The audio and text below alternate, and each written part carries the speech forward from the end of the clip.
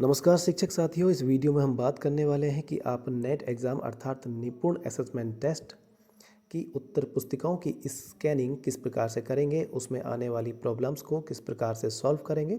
तो आइए जानते हैं इस वीडियो के माध्यम से। दोस्तों, नेट एग्ज़ाम की उत्तर पुस्तिकाओं की स्कैनिंग जो होनी है, जैसा कि आप सभी जानते हैं, वह परख ऐप के माध्यम से होनी है। तो इसके लिए आप समय से आप अपने मोबाइल में परख ऐप को डाउनलोड और इंस्टॉल कर लेंगे। उसके लिए आप अपने मोबाइल के प्ले स्टोर में जाएंगे, वहाँ पर टाइप करेंगे परख ऐप,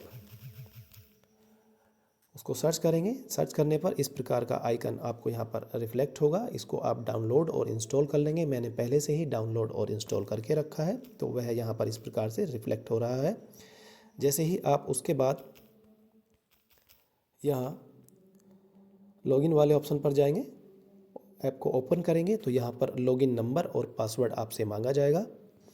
तो आप लॉगिन नंबर और पासवर्ड दोनों में ही एमडीएम पर रजिस्टर्ड यहाँ पर दर्ज करेंगे। लॉगिन नंबर भी वही होगा और पासवर्ड भी आपका एमडीएम पर रजिस्टर्ड मोबाइल नंबर ही होगा। उसके बाद लॉगिन पर जैसे ही आप क्लिक करेंगे, लॉगिन पर क्लिक करने के बाद कुछ इस तरह का इंटरफेस आपको रिफ्लेक्ट होगा। यदि आपका विद्यालय कंपोजिट विद्यालय है तो वहाँ पर क्लासेस 1 to 3, क्लासेस 4 to 5 और क्लासेस 6 to 8 का ऑप्शन यहाँ पर रिफ्लेक्ट होगा। और यदि आपका विद्यालय केवल प्राइमरी विद्यालय है तो वहाँ पर क्लासेस 1 to 3 और क्लासेस 4 to 5 का ऑप्शन रिफ्लेक्ट होगा। और यदि आपका विद्यालय जूनियर विद्यालय है तो वहाँ पर क्लासेस 6 to 8 वाला ऑप्शन आपको रिफ्लेक्ट होगा। दोस्तों, आपको बता दें, इसके बाद आप अपने मोबाइल में यहाँ पर सभी छात्रों का डेटा देख लेंगे, क्लास वाइज कि सभी छात्र यहाँ पर रजिस्टर्ड हैं कि नहीं। यहाँ पर कक्षा 6 में 22 विद्यार्थी रजिस्टर्ड हैं और उतने ही दिख रहे हैं। यदि आपको विद्यार्थियों का डेटा कम यहाँ पर प्रतीत होता है तो उसके लिए आप क्या करेंगे, वापस आएंगे और यहाँ पर ऊपर दाईं ओर कॉर्नर में जो रिफ़्रेश वाला ऑप्शन आपको यहाँ दिख रहा है, आप इसको क्लिक करेंगे और रिफ़्रेश करेंगे। रिफ़्रेश करने पर छूटे हुए विद्यार्थियों का डेटा यहाँ पर आ जाएगा। यदि विद्यार्थियों का डेटा तब भी नहीं आता है तो आप इस परख एप्लीकेशन को एक बार अनइंस्टॉल करेंगे और उसके बाद फिर से इंस्टॉल करेंगे और चेक करेंगे कि सभी विद्यार्थियों का डेटा दिख रहा है या नहीं। उसके बाद भी यदि आपको सभी विद्यार्थियों का डेटा यहाँ पर नहीं दिखता है तो उसके लिए आप विद्या समीक्षा केंद्र के इस दिए गए हेल्पलाइन नंबर पर कॉल करके उन छूटे गए विद्यार्थियों का डेटा यहाँ पर अपडेट करा सकते हैं। दोस्तों, अब चलते हैं स्कैनिंग की ओर। परख ऐप को हम यहाँ पर ओपन कर लेंगे और अपने मोबाइल को स्कैनिंग के लिए रेडी करेंगे। उसके लिए सबसे पहले हम चेक करेंगे कि हमारा मोबाइल स्कैनिंग के लिए रेडी है या नहीं। उसके लिए आप यहाँ ऊपर लेफ़्ट साइड कॉर्नर में दी गई इन 3 लाइंस को सेलेक्ट करेंगे और फ़ोन टेस्ट वाले ऑप्शन पर जाएंगे। आप देखेंगे कि यहाँ पर टेस्ट इंटरनेट कनेक्शन, परमिशन और परफॉर्मेंस में वेट लिख करके आ रहा है। स्टार्ट टेस्टिंग वाले ऑप्शन पर आप जाएंगे। जैसे ही स्टार्ट टेस्टिंग वाले ऑप्शन पर क्लिक करेंगे और उत्तर पुस्तिका को आप स्कैन करेंगे। स्कैन करने के बाद आपका मोबाइल यहाँ दिखाएगा टेस्ट पास्ड, तीनों जगह टेस्ट पास्ड लिख करके आ गया है। आप वापस जाएंगे और उसके बाद क्लासेस वाले ऑप्शन पर आप क्लिक करेंगे।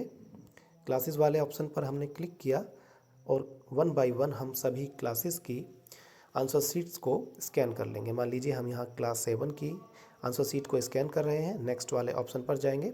आप देखेंगे कि बाय डिफ़ॉल्ट यहाँ सभी विद्यार्थियों के सामने प्रेजेंट ऑप्शन शो हो रहा है। ऊपर विद्यालय का नाम, डिस्ट्रिक्ट, यूडाइस कोड और कक्षा आपको प्रदर्शित होगी और नीचे सभी विद्यार्थी आपको यहाँ पर रिफ्लेक्ट होंगे जो परीक्षा में सम्मिलित हो रहे हैं। उनके सामने आप पी वाला ऑप्शन रहने देंगे और जो परीक्षा में सम्मिलित नहीं हो रहे हैं, अनुपस्थित हैं, उसके सामने आप टिक करेंगे। मान लीजिए अरमान यहाँ पर अनुपस्थित है, सीरियल नंबर 4 पर हमने इसको सेलेक्ट किया तो ये एब्सेंटी में आ गया। इसी प्रकार बब्बी मान लीजिए इस परीक्षा में नहीं बैठ रहा है तो वह भी एब्सेंटी में आ गया क्लिक करने के बाद। उसके बाद नेक्स्ट वाला ऑप्शन पर जाएंगे और स्कैन वाले बटन को हम क्लिक करेंगे। जैसे ही हम स्कैन वाले ऑप्शन पर क्लिक करेंगे, मोबाइल को आप हॉरिजॉन्टल वे में पकड़ेंगे। कोशिश करें कि आप मोबाइल को स्टेबल अवस्था में रखें। स्कैनिंग हो रही है। जैसे ही यह एप्लीकेशन पूर्ण रूप से स्कैनिंग कर लेगा तो ये जो फ़ोटो है ये इस प्रकार से स्थिर अवस्था में आ जाएगा और यहाँ पर ओके ऑप्शन आपको रिफ्लेक्ट होगा। आप देखेंगे कि यहाँ स्टूडेंट आईडी पूर्ण रूप से दिख रही है, विद्यार्थी का नाम यहाँ पर दिख रहा है और प्रेजेंट की अवस्था दिख रही है।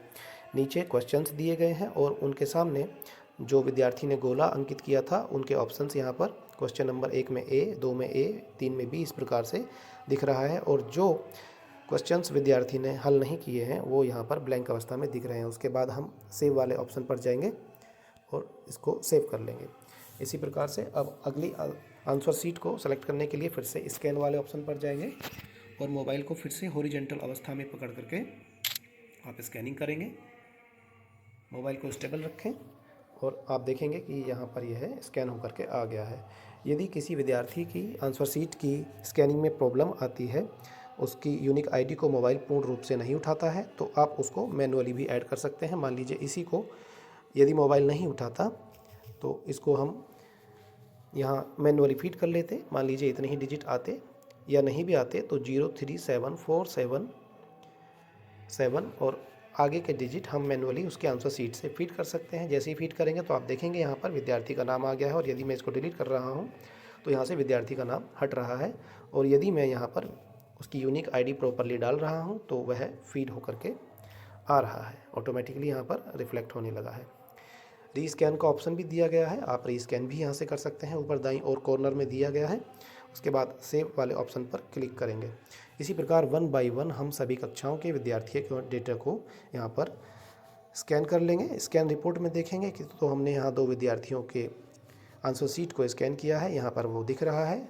1 बाय 1 आप सभी विद्यार्थियों का जो स्कैनिंग सीट है उसको सिंक डेटा वाले ऑप्शन पर क्लिक करके सिंक कर देंगे।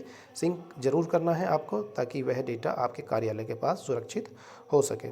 यदि किसी आंसर शीट में आपको लगता है कि गलती हो गई है तो आप यहाँ डिलीट डेटा वाले ऑप्शन से उसको डिलीट भी कर सकते हैं। देखेंगे कि डिलीट डेटा पर हमने जैसे ही क्लिक किया तो वह यहाँ से डिलीट हो गया है।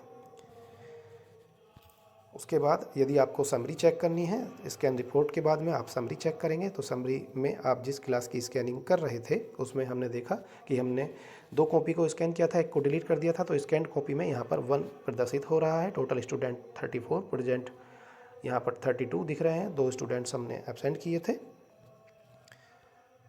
अमन और बब्बी को एब्सेंट किया था, यहाँ पर एब्सेंटी में हो रहे हैं। इस प्रकार से आप जो निपुण असेसमेंट टेस्ट की महत्वपूर्ण परीक्षा बेसिक शिक्षा विभाग में चल रही है उसको आप कुशलतापूर्वक संपन्न करा सकते हैं। तो दोस्तों, हमारे इस वीडियो को आप लाइक और शेयर करें और साथ ही हमारे चैनल के साथ बने रहने के लिए हमारे चैनल को सब्सक्राइब करें ताकि आने वाली इसी प्रकार की महत्वपूर्ण जानकारी आपको समय से मिल सके। धन्यवाद, नमस्कार।